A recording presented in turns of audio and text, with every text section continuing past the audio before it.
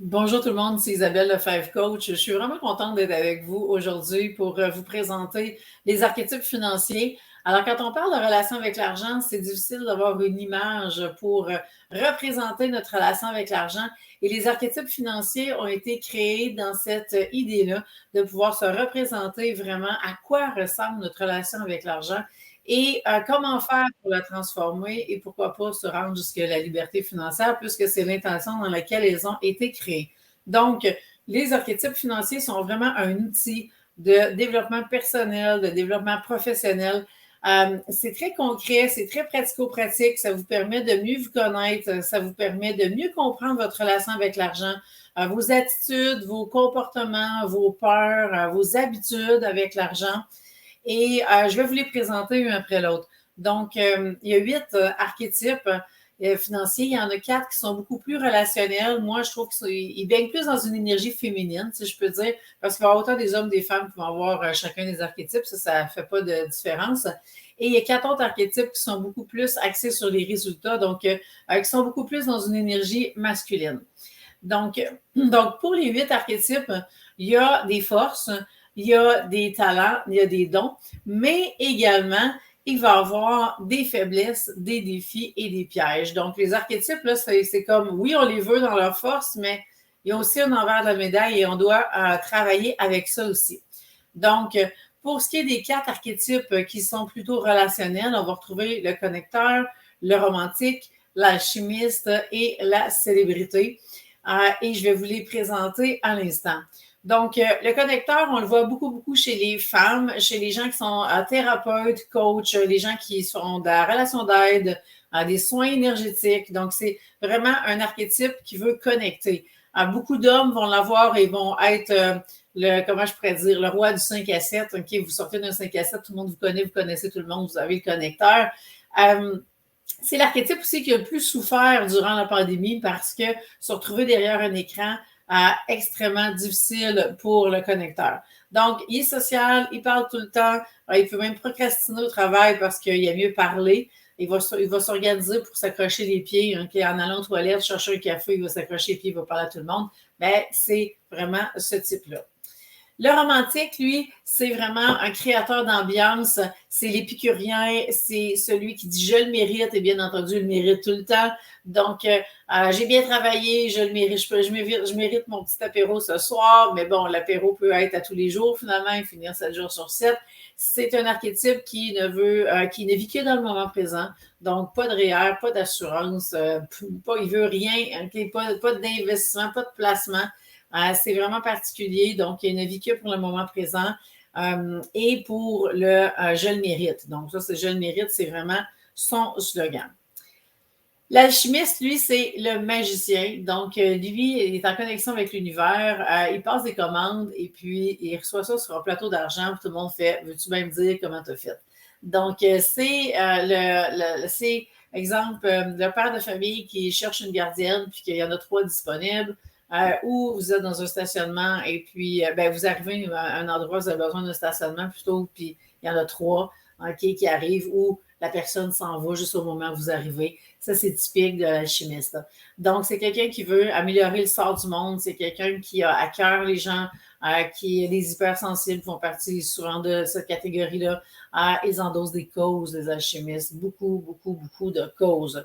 Et ont beaucoup d'idées et souvent vont procrastiner avec toutes ces idées-là, ne savent pas comment se démêler. Et dernier archétype vraiment axé sur les relations, c'est vraiment la célébrité. Donc, la célébrité dépense plus que d'autres choses. Elle va vouloir être on the spot tout le temps. Dans un groupe, c'est elle qui va parler le plus fort, c'est elle qui va vouloir attirer le plus d'attention. C'est souvent les artistes qui se nourrissent du public. Ils disent, les artistes, c'est vraiment, ils vont chercher leur source d'amour propre à travers les spectacles qu'ils vont faire. C'est des gens qui portent le plus de carences affectives, qui vont justement chercher l'amour du public pour vraiment compenser. Donc, tout ce qui est vedettariat, la visibilité sont bien là-dedans. Et puis, c'est ça, le défi, c'est juste de ne pas prendre trop de temps d'antenne.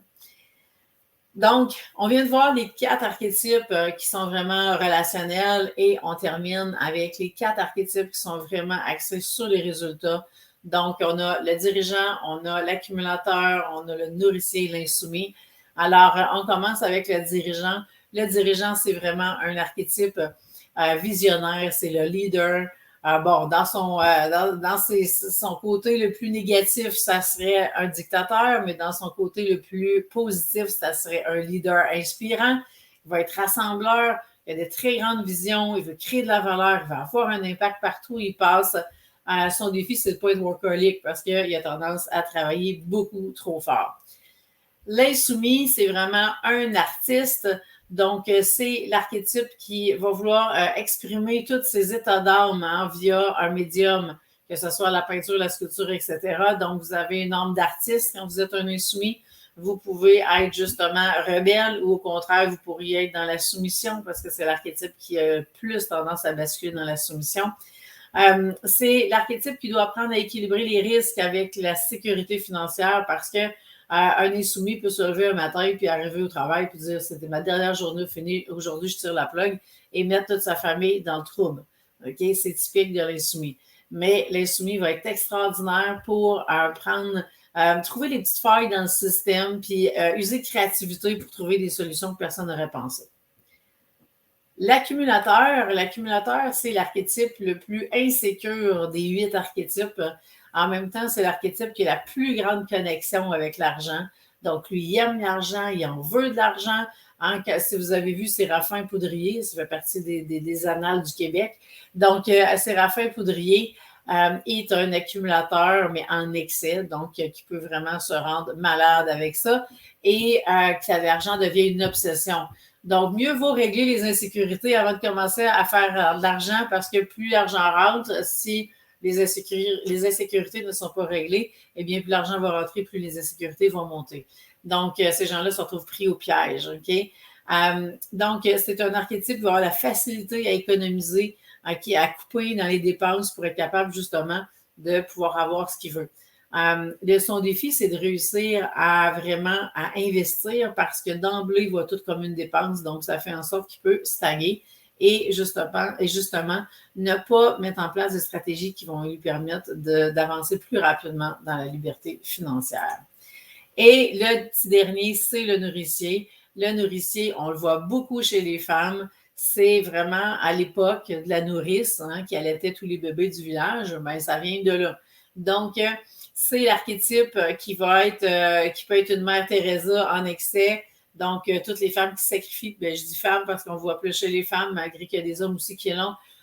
Donc, les femmes qui se sacrifient pour leurs enfants, les femmes qui se sacrifient au travail, qui disent ben non, je vais te le faire pour pas que tu travailles trop fort, puis les autres vont le faire, mais sont à risque d'épuisement. On voit beaucoup dans tous les milieux, le réseau de la santé, le réseau de l'éducation, donc infirmières, professeurs, etc. Ce sont des professions qui viennent justement refléter ce nourricier-là. Donc, transmission de connaissances. Et c'est ça le défi, c'est d'arrêter de donner le poisson puis d'apprendre aux gens à pêcher. Donc, quand on fait ça, eh bien, on se réaligne avec notre archétype. Donc, voilà, ça fait le tour des 8 archétypes. Maintenant, qu'est-ce qu'on fait avec ça? Bien, la première étape, c'est passer le test pour savoir quels sont vos archétypes. On travaille avec 4 archétypes sur 8. Et le but, c'est vraiment de se réaligner avec les archétypes. On peut travailler autant la relation avec l'argent, le mindset financier, les insécurités financières, l'anxiété, même je dirais l'anxiété. Il y en a qui ont mal au cœur, mal au ventre, qui perdent l'énergie juste à ce qu'on parle d'argent. Donc, tout ça peut se travailler avec les archétypes. Donc, ça vous donne une idée vraiment très claire. On est capable de vraiment savoir si vous avez tel comportement, c'est tel archétype qui occasionne ça. Et ce qu'on veut, c'est vraiment de ramener un alignement puis une harmonie entre vos archétypes. Donc, et cet outil-là peut servir à toutes les sauces. Pourquoi? Parce que la façon qu'on gère l'argent, c'est la façon qu'on gère tout le reste de notre vie. Et quand on a compris ça, eh bien, quand on travaille notre relation avec l'argent, on peut faire de la magie. Et je vous laisse en vous disant que transformer votre relation est un jeu d'enfant et je vous souhaite vraiment des super belles découvertes et une bonne transformation.